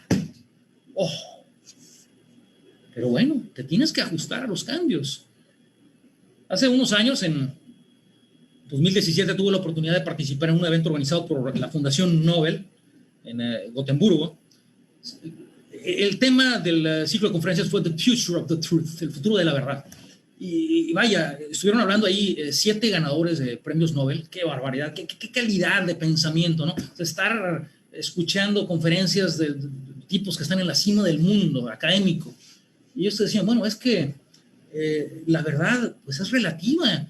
A veces nosotros creemos haber descubierto algo, pero en realidad estamos equivocados. Y por ejemplo, hay matemáticos que han muerto estando equivocados, ¿no? Algunos que han calculado cantidad de decimales de pi y que murieron creyendo que estaban en lo cierto y años después se descubría que se habían equivocado a partir de cierto decimal. Entonces, cuando nosotros creemos haber conocido la verdad, pues es entre comillas, ¿sí? ¿Qué ocurre en el otro sector de la galaxia? ¿Qué ocurre en los confines del universo? ¿Qué ocurre dentro de un agujero negro? Las leyes de la física, de la química, las mismas matemáticas se comportan del mismo modo en esas entidades, en esos espacios, en esas configuraciones cuatri o n dimensionales. No lo sabemos. Entonces ellos decían que cuando se encuentra un fenómeno que no se ajusta a lo que conocemos como teoría o ley, Entonces se tiene que reformar esa teoría o ley y se tiene que ajustar para darle explicación a los nuevos fenómenos que se han encontrado. Bueno, pues entonces tuvieron que aceptar que había números que no conocían, que en este caso fueron los irracionales, pero fue algo terrible. Se dice que a él le costó la vida. Hay quienes dicen que lo tomaron y lo arrojaron a los arrecifes del mar Mediterráneo. Y es que de verdad, qué difícil es cambiar la concepción, la ideología de alguien. ¿Qué le pasó a Galileo? Fue la Santa Inquisición. Que dicen, a ver, ¿qué dijiste acerca de que la Tierra no es el centro del universo ni del sistema solar? Dice Voltaire que aunque Galileo dijo que sí, que tenía razón la Inquisición y que él se había equivocado, que cuando sale de la Inquisición dice epoximove, que significa y sin embargo, es cierto, yo me equivoqué, no era como, o sea, es decir, lo que yo dije ya puede ser una cosa, pero a pesar de lo que yo diga, a pesar de eso, la Tierra gira alrededor del Sol. No es el centro del universo. Pero como decía James Williams, no es el centro del universo, pero la Tierra está en el centro de su significado. ¿Qué más da que geométricamente no se encuentra en el centro del universo? Si a partir de ella, por estar en este lugar tan singular, es que vivimos, respiramos, es que día a día podemos sonreír a un amanecer. Como decía John Walker en su libro Yo y el dinero, la vida nos ofrece con profusión y opulencia cosas tan bellas que no cuestan nada. Entonces, a partir de ella, a partir de esta vida, a partir de esta tierra, es que podemos ver la vida, de disfrutar de sus manifestaciones. Sentimos, lloramos, reímos y concebimos lo que llamamos realidad a partir de esta. ¿Qué más da que no se encuentre en el centro del universo o ni siquiera del sistema solar? Pero bueno, eso fue lo que pasó con Hippasus de Metapontum, según se dice. Algunos irracionales famosos. Bueno, pues tenemos aquí a la serie de potencias de E. E es un número muy importante, un número que vemos en crecimiento poblacional, en crecimiento de bacterias, en el crecimiento de algunas plagas, ¿no? Aquellos que quieran explicar el crecimiento de las langostas en el famoso libro de Joel, en el Antiguo Testamento, cómo arrasó con los cultivos que había en el pueblo de Israel en aquel entonces, ¿no? Bueno, pues podrían explicarlo, ¿no? A través de una ecuación diferencial lineal de primer orden que al resolverla genera un exponencial creciente, donde está involucrada la letra E, en procesos de desintegración radiactiva. A mediados del siglo pasado, Willard Levy gana el Premio Nobel de Química por haber hecho una propuesta de una ecuación diferencial lineal de primer orden para poder describir el comportamiento de la pérdida del carbono 14 en los fósiles. Entonces, mediante ciertas pruebas químicas en donde se determina el porcentaje o la proporción de carbono 14 que tiene un fósil, es posible calcular cuál es la edad que tiene el fósil. Entonces, algo muy interesante donde está involucrada la letra E. En pérdida de la iluminación en el mar, en alguna piscina, en el enfriamiento de los cuerpos por la famosa ley de enfriamiento de Newton. De hecho, tenemos publicado un artículo, una revista internacional, aquí por parte de la Universidad Tecnológica, acerca de la ley de enfriamiento de Newton, en donde utilizamos un circuito integral, un LM35, un sensor de temperatura, y lo conectamos con una tarjeta de adquisición de datos en una computadora para poder ver la evolución transitoria de la curva generada por el enfriamiento de un cuerpo, ¿no? Y bueno, pues ahí lo pueden ver ustedes publicado en la red. Esta E equivale a 1 a la n entre n factorial, o sea, 1 a la 0 entre el factorial de 0 más 1 a la 1 entre el factorial de 1, etc. Da aproximadamente 2.71828. Y bueno, pues obviamente tiene infinitas decimales. Es un número irracional, pero que entra dentro de los trascendentes. Hay irracionales algebraicos y hay también irracionales trascendentes. ¿Sí? Los algebraicos, bueno, son la solución de alguna ecuación algebraica, mientras que los trascendentes no. Típicamente pues se representan como una sumatoria infinita de series de potencias. Bueno, aquí puse algo que tiene que ver con el factorial de un número, porque a veces se preguntan, bueno, ¿por qué el factorial de 0 es 1? Muchos estudiantes se lo preguntan, bueno, cuando sacas el factorial de 5, por ejemplo, es el resultado de multiplicar 1 por 2, por 3, por 4, por 5. Pero, ¿por qué el factorial de 0 es 1? Bueno, lo que pasa es que realmente el factorial sale a partir de la función gamma de Euler evaluada en alfa más 1. La función gamma de Euler es la integral de 0 infinito de t al alfa menos 1 por e a la menos t de t. Ahora, si la evalúas en alfa más 1, cambias alfa por alfa más 1. Y te queda entonces la integral de 0 infinito de t a la alfa por e a la menos t de t. Y he aquí tengo el gusto, el agrado de presentarles al factorial de alfa. Este es el factorial de alfa. Para alfa igual a 0, para ese caso particular, pues tenemos el factorial de 0, que equivale a t a la 0 por e a la menos t de t. Te queda menos e a la menos t elevado de 0 a infinito, y bueno, pues ahí simplificando, el resultado sería 1. Esa es la razón por la que el factorial de 0 es igual a 1. Y así es como se obtienen los factoriales en general, mediante la función gamma de Euler evaluada en alfa más 1. Entonces, este número es muy importante, se ve en la naturaleza, está presente de una manera, vaya, está como semi-escondido en ocasiones. A veces tienes que ir por el pico y la pala y romper un poco dentro de los fenómenos naturales para poder encontrarlo. En circuitos eléctricos también es muy típico. En un circuito RC, un circuito resistivo capacitivo, aquellos de ingeniería sabrán a lo que me refiero, especialmente los que estudian eléctrica o electrónica. La corriente en un circuito RC está determinada por esta ecuación y aquí tenemos a la E. El exponente es menos el tiempo entre el producto de la resistencia por la capacitancia. Ese producto se llama constante de tiempo entre un sistema de primer orden. Y para el voltaje del capacitor tenemos la ecuación que está aquí abajo. Entonces, si se hacen los procesos de límite cuando el tiempo tiende a infinito, vemos que la ecuación de la corriente tiende a 0, e a la menos infinito es 0. Entonces, la corriente va desapareciendo, mientras que el voltaje del capacitor va incrementándose poco a poco cuando estamos con un circuito de corriente directa, hasta que el voltaje del capacitor se iguala con el voltaje de la fuente. En ese caso, obviamente, el voltaje que hay en el resistor por la ley de voltajes de Kirchhoff sería 0, y entonces toda la diferencia de tensión estaría en el capacitor, lo que hace que la corriente en el circuito sea 0. ¿Sí? Si se divide el voltaje que hay en el resistor, al final de cuentas, entre la resistencia, te queda 0 entre R, y por eso la línea de color rojo va desapareciendo. Esas curvas que apreciamos aquí representan exponenciales decrecientes y crecientes. Esto lo extraje del artículo que les publiqué.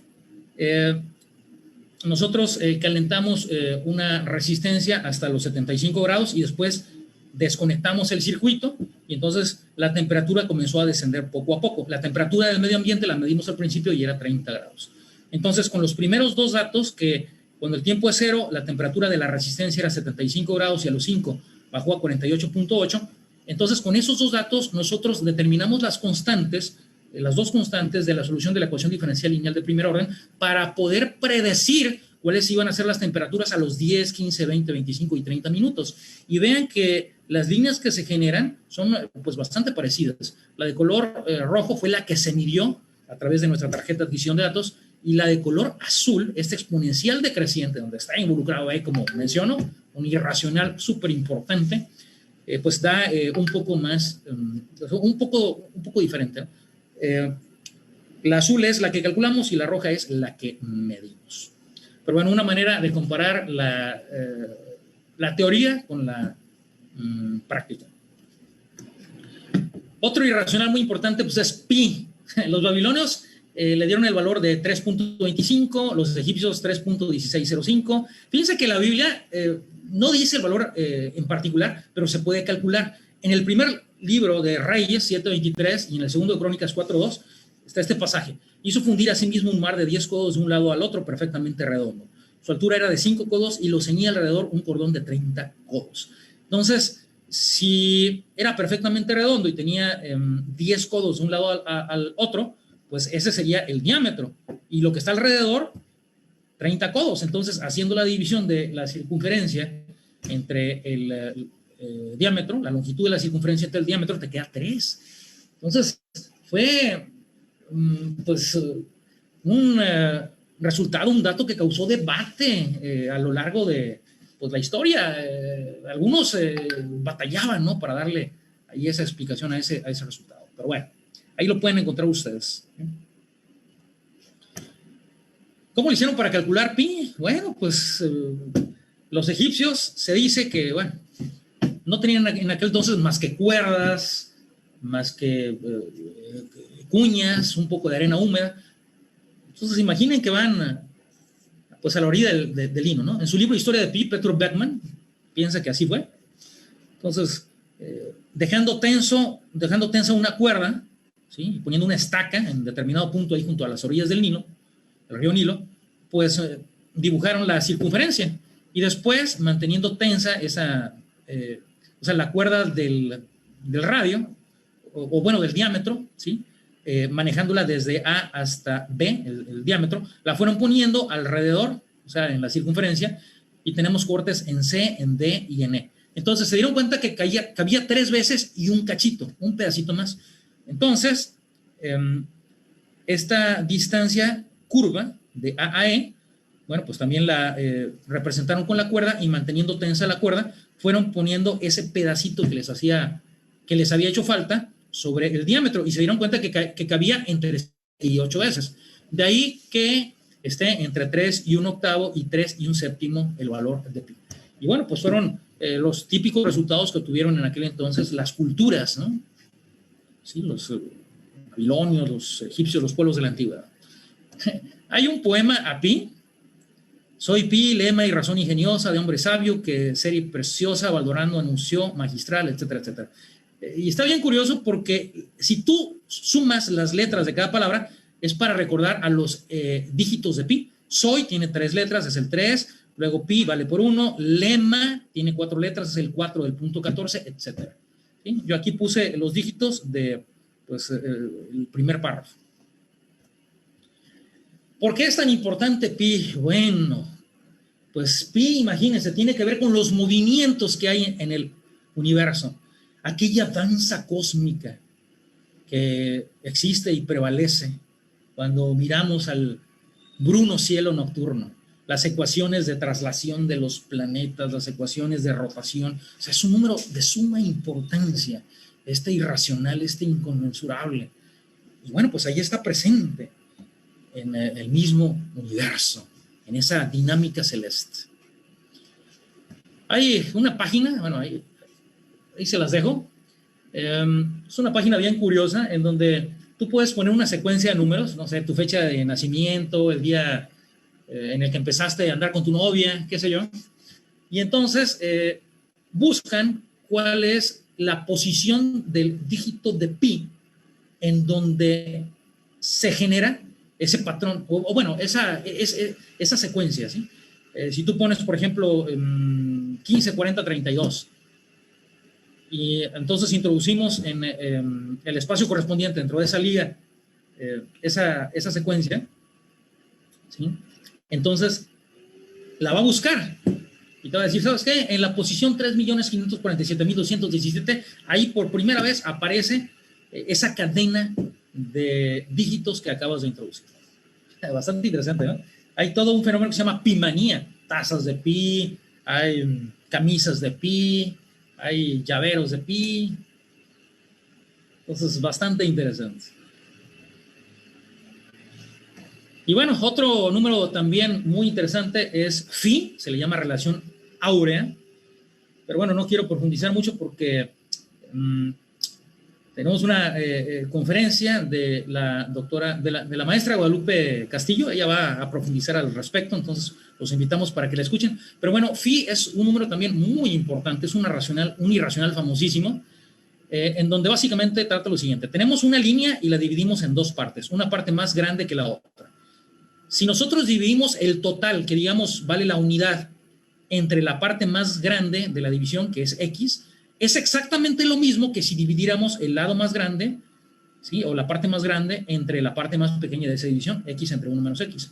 Al resolver queda pues una ecuación cuadrática, se resuelve con la fórmula general y llegamos, tomando el valor positivo, a 0.61803 aproximadamente. Como tiene ahí la raíz de 5, pues es un número irracional, pero es un número que aparece dentro de la naturaleza y que ha sido motivo de varias cuestiones estéticas dentro de nuestro mundo. Por ejemplo, la Torre Eiffel tiene varias secciones áureas. Entonces, aquí alcanzamos a ver que tiene varios cortes y tiene secciones áureas. ¿Sí? La famosa serie de Fibonacci, cada que divides un número entre el anterior, conforme la progresión aumenta, se va aproximando a este valor de phi, el número áureo. La pirámide de Keops también, si dividimos la altura de la pirámide entre su diagonal, aquí donde se alcanza a ver este triángulo, también nos da el 0.61803 aproximadamente. Pues, ¡qué tremendo! Ya era del conocimiento de los pueblos de la antigüedad, de los egipcios, desde hace miles de años. Un número que realmente impacta de manera natural al ojo humano, te cautiva. Es algo realmente apasionante y muy bello. Es algo hermoso, geométricamente hablando. Y bueno, para terminar, el giro de los imaginarios.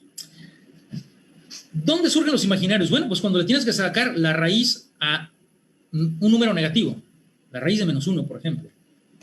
Entonces, algo bien simple, ¿no? Alguien decía, bueno, vamos a suponer que la raíz de -1 es un número positivo. Si lo fuera, al elevarlo al cuadrado, tendría que dar positivo, pero por definición va a dar -1. Y si fuera negativo, al elevarlo al cuadrado, daría, pues, +1, porque menos por menos es más, pero tiene que dar -1. Entonces, no puede ser un número ni positivo ni negativo. Y quedó en el olvido, como el número intocable. Nadie, o sea, no podías hablar al respecto. Pero bueno, Gauss, por ejemplo, fue uno de los primeros en darle un significado geométrico, ¿sí? Y junto con él muchos otros matemáticos, pero bueno, yo lo menciono a él ahorita en particular, a Carl Friedrich Gauss, el famoso príncipe de las matemáticas, y él dijo, bueno, primero, imagínate que tienes aquí K unidades, estamos en el eje real, donde veíamos a la famosa ranita en la primaria. Si tenemos K unidades y multiplicamos por -1, ¿eso a qué equivale? A que haya un giro de 180 grados, o sea, está diametralmente opuesto, vas hacia el otro lado, ¿sí? Así como Jonás, ¿no? En el famoso libro del mismo nombre, en donde Dios le pide ir a Nínive y él toma un barco hacia Tarsis, ¿no? Y se va exactamente hacia el otro lado, ¿sí? Si lo ves ahí en el mapa, ¿no? Entonces, cuando multiplicas por -1, te queda K, pero por -1 vas hacia el otro lado. Ahora, pero -1 es lo mismo que la raíz de -1 al cuadrado. O sea que esto es la raíz de -1 entre paréntesis al cuadrado multiplicado por K. Ahora, raíz de -1 al cuadrado es lo mismo que raíz de -1 por raíz de -1. Entonces quiere decir que la raíz de -1 se encuentra en otra parte del plano que no es el eje real. Entonces nos quedamos a la mitad del camino. ¿Y qué dijo Gauss? Bueno, esto es un giro de 90 grados. Así que raíz de -1 por K significa que haces un giro de 90 grados. Si vuelves a multiplicar por la raíz de -1, haces otro giro de 90 grados. Si multiplicas por raíz de -1 a la cuarta, haces ya un giro completo de 360 grados y llegas al mismo punto. ¿Ok? Qué interesante. Yo le digo a mis alumnos que cuando quieren decirle a alguien, ¿no? ¿Sabes qué? Voltea para qué lado, ¿no? Porque está pasando la chica de tus sueños. Y quieres decirlo en código, dile y, o sea, y raíz de -1, giro de 90 grados. ¿Qué tal, eh? Así que ya se la saben. Y por supuesto, pues se puede representar cualquier número complejo que tiene una parte real y una parte imaginaria. Aquí en el plano real, imaginario. Tantas unidades en el eje real, tantas en el imaginario, y aquí tenemos el vector. Resumen numérico, bueno, pues aquí tenemos a los números complejos. Un número complejo tiene parte real e imaginaria. Cuando no tiene parte imaginaria, pues es un número real. Si no tiene parte real, es un imaginario puro. Dentro de los reales, pues tenemos a los racionales e irracionales. Dentro de los racionales, a los enteros y fraccionarios. Acá tenemos dentro de los enteros, a los naturales, al cero y a los enteros negativos. Aunque hay uno que otro matemático por ahí que defiende al cero como un número natural, yo soy de la idea de que no, y la mayoría de los matemáticos pensamos eso. Y tenemos también a los enteros negativos. Y dentro de los fraccionarios, las fracciones propias, que son mayores que 0, menores que la unidad, y los que son mayores o iguales que 1 son las fracciones impropias. ¿Okay? Y bueno, pues ya para concluir, ahora sí ya me voy. Una relación impresionante. Leonhard Euler, ¿sí? Presentó eso. R por E a la teta por I es igual a R coseno de teta más I por R por el seno de teta. Esta es una representación de un exponencial. Y bueno, esto se puede demostrar a partir de la serie de Maclaurin, una serie particular de la serie de Taylor, cuando gira alrededor de A igual a 0. Pero bueno, entonces tenemos esta equivalencia. Si la R vale 1 y el ángulo vale pi radianes, para ese caso particular tenemos que E a la pi por I es igual a 1 coseno de pi más I por 1 por seno de pi. O sea, E a la pi por I es igual a -1 más 0, o en otras palabras, E a la pi por I más 1 es igual a 0. Esto es algo realmente asombroso. Es algo que sacude nuestra mente. La concepción intelectual del mundo, de la vida, del universo. Digo, dicen que en su momento tuvo su lugar en el Museo del Louvre en París. O sea, ¿cómo es posible que un número inconmensurable, un irracional que está presente en muchos procesos vivos, está elevado a otro irracional que tiene que ver con la danza cósmica que existe en el espacio sideral? Y eso está en el exponente multiplicado por la raíz de -1, que es la base de los imaginarios, que tiene que ver con los movimientos oscilatorios, con ondas senos, cosenios, y eso le sumas 1 y de alguna manera asombrosa se cancela la eternidad y el carácter, la naturaleza imaginaria de la raíz de -1 y que te dé exactamente 0. ¡Qué barbaridad! Que es una cosa brutal, una cosa realmente asombrosa. Y yo no sé ustedes, pero con mucho respeto a la creencia de cada quien, para mí esto es una evidencia, ¿sí?, de que el universo no se creó por accidente, ¿sí? Hay alguien supremo que se encarga de todo esto. Por mi parte, pues ha sido todo. Aquí les dejo también una bibliografía de libros muy interesantes en donde extraje toda esa información: historia de pi, historia de un número, matemáticas e imaginación, la historia de la raíz de -1, historia de la matemática y muchos textos más. Bueno, por mi parte es todo. Si hay alguna pregunta, duda, crítica o sugerencia, ya andamos muy cortos de tiempo, pero bueno, con toda confianza aquí estoy a sus órdenes. Muchísimas gracias, de verdad, muchísimas gracias. Una extraordinaria ponencia, mi querido doctor Genaro. Fue un placer y un gustazo escuchar esta ponencia tan completa, por supuesto que tiene que ver con la cuestión matemática en nuestros días. Y bueno, desde luego, por cuestiones ya de tiempo, estamos ya por cerrar, muy poquito tiempo por cuestiones del corte de transmisión. Sin embargo, pues nada más recordar que John von Neumann dijo alguna vez que si la gente no piensa que las matemáticas son simples, es solo porque no se dan cuenta de lo complicado que es la vida.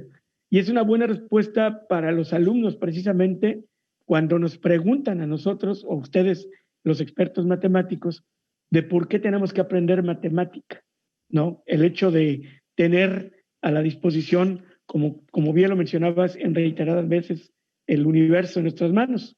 Sin embargo, bueno, pues mi querido Genaro, agradecemos enormemente el tiempo que dedicó para todas las personas que estuvimos muy atentos a esta ponencia. Agradecemos el tiempo, la disposición para impartirla, y muchísimo gusto nos vamos a ver en la clausura para poder hacer la entrega simbólica por lo pronto de lo que es el certificado. Entonces, si no hay nada más que agregar, ingeniero Genaro, doctor, gracias por su participación y bueno, pues sí, gracias a todos. Perdón, nada más si me permites un minuto. ¿Sí? Es algo con lo que acostumbro cerrar mis presentaciones, claro. Sobre todo para el público juvenil que tenemos por aquí, están en pues, la plenitud de su vida. Entonces, pues nada más darles un pequeño mensaje. En la vida, pues tenemos dos opciones. Podemos hacer de nuestra vida algo simple, algo común, andar transitando por la mediocridad, o podemos hacer de nuestra vida un juego de luces estelares en una escala monumental. La decisión es de cada uno de ustedes. Un fuerte abrazo, mis estimados, y hasta la próxima. Excelente, muchísimas gracias, Genaro. Mil gracias, doctor. Y bueno, pues invitar a todos para que en punto de la 1 de la tarde nos conectamos para la siguiente ponencia, ¿sale? Para la siguiente conferencia. Los esperamos a todos, por favor, 1 de la tarde, no se les vaya a olvidar.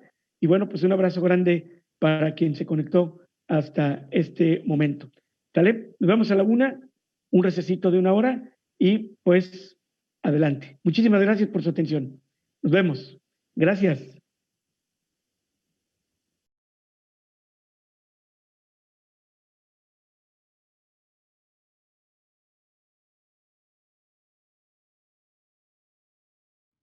Hola, ¿qué tal? Soy Leslie Camila Suárez Díaz, estudiante de Matemática de la Universidad Nacional del Callao. Los invito a mi charla Influencia de Nader en la construcción de una nueva estructura y el origen del álgebra moderna. Vamos a conversar sobre la vida y obra de la mujer judío-alemana matemática Amalie Minother, quien no tuvo un acceso académico muy sencillo. Además, vamos a dar algunos conceptos que nos ayudarán a construir las 3 definiciones equivalentes a la estructura nombrada en su honor, conocida como anillos noetherianos. Nos vemos.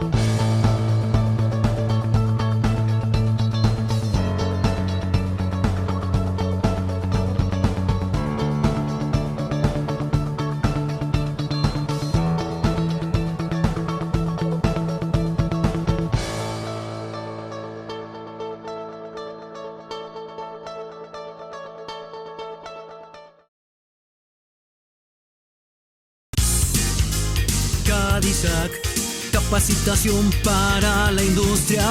CADISAC, capacitación para la industria. Capacítate en CADISAC. En CADISAC obtienes constancia DC3 de la Secretaría del Trabajo y certificación CADISAC en electricidad, instrumentación, AutoCAD, programación y muchos cursos más. Llámanos al 833-118-3274 y síguenos en Facebook. CADISAC.